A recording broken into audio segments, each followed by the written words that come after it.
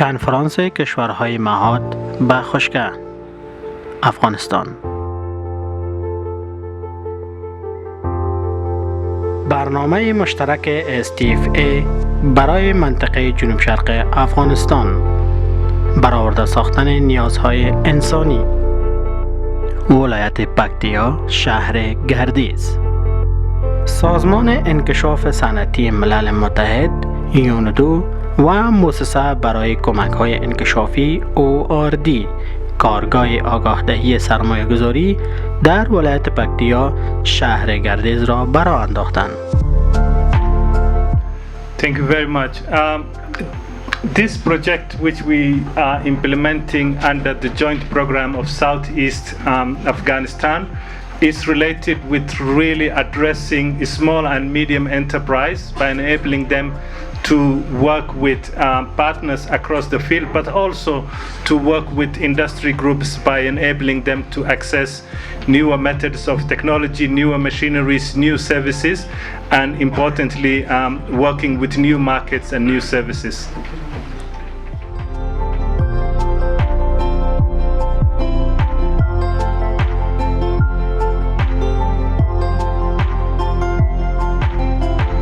دغه کوم چې یونیډو چې د لمړی ځل دغه ریجن ته راغلی یا دغه زون ته راغلی، مخکې په دې زون کې کوم فعالیت نه درلودو.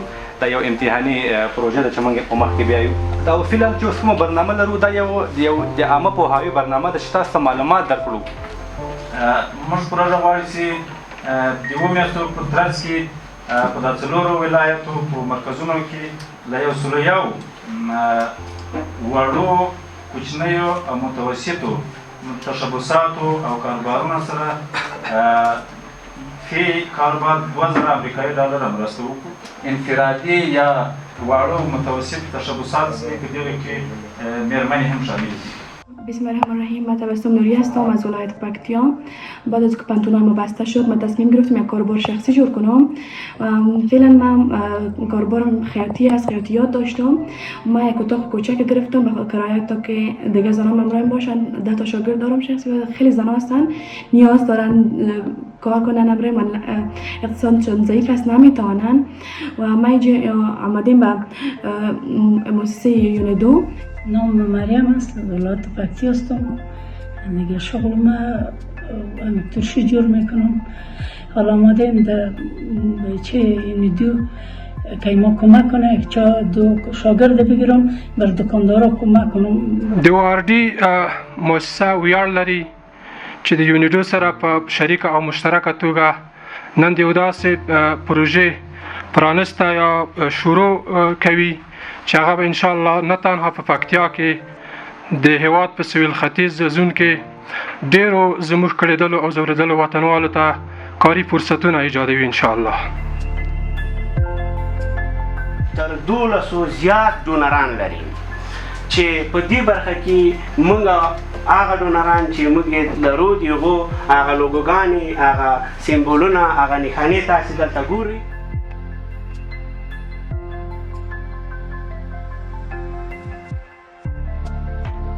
خوشبختانه موږ او تاسو نن د اولین پروژه یا اولین برنامه د ناسته لرو او هغه برنامه د ټولو پکتیاوالو، صنعتکارانو، متشبثینو په حضور کې افتتاح کیږي. ډېر زیات مننه کوو د ORD مؤسسې څخه چې په پکتیا کې په لومړي ځل لپاره توجه وکړه او د مالی ملاتړ کوونکې ادارې یونیډو څخه ډېر زیات مننه کوو چې پکتیا ته یې توجه وکړه. ډېر زیات مننه کور موادان.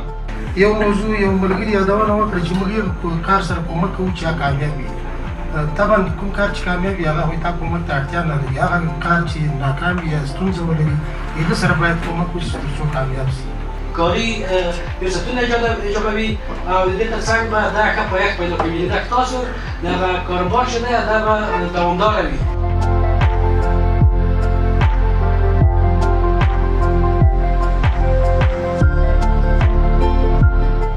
نوم مې نواز نواز خادم د پکتیا وطن تولیدي شرکت رئیس یم. پکتیا ولایت کې یو تولیدي کارخانه لرم. په دې ورکشاپ نه موږ ډیره فایده واخیستله. نو ان شاء الله دا کومه همکاري چې کومه دوی موږ ته معرفي کړله دې باندې موږ کولی شو چې موږ کاریګر زیات کړو، کاریګرو ته فرصت د کار برابر کړو.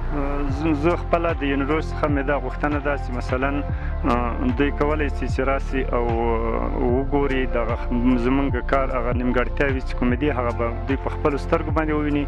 خوشحاله سو دغه په پکتیا کې اوله وار ده چې دا کار وسو. دا ډېر نیک نظر ده او ښه نظر ده او دغه د هغو خلکو دپاره په ګټه ده څوک چې تولیدي کارخانې لري.